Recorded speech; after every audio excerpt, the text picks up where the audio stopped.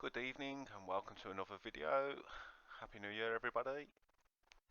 So last night I replaced the thermal pads on my 3080 EVGA FTW3 card. Now I have a Supremex, which was very easy to do, and I also have an XC3 EVGA, which was an absolute nightmare. But this card was pretty straightforward, to be honest.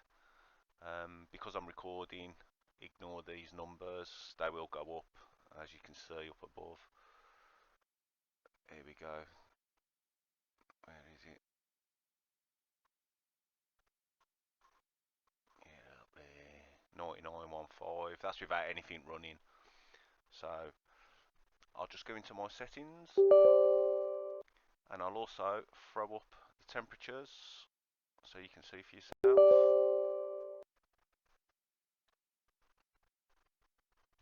Okay, so on the Precision X1 app,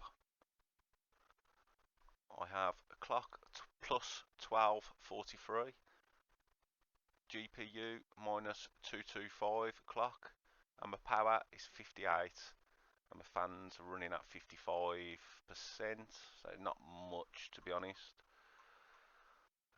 It's pretty low. So as you can see, the temperature's 52, 76, which that was running at about 108 on stock. If it gets to 110, it starts thermal throttling, which then you lose hash rate. And the hotspot temperature 65.6. So it's pretty cool now.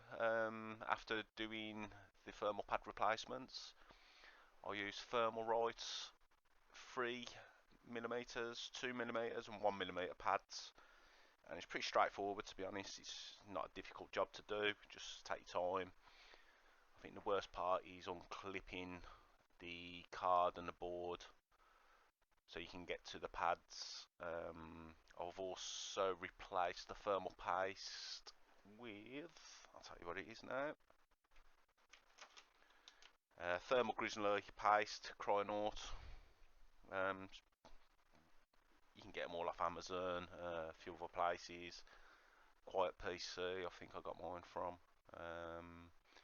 I've done 3 cards now, my FTW3, my XC3 and my Supremex, all 3080s, and I'm getting all roughly around the same temperatures. On the Supremex I'm getting about 47 degrees on that. Again, it's not cranked up maximum.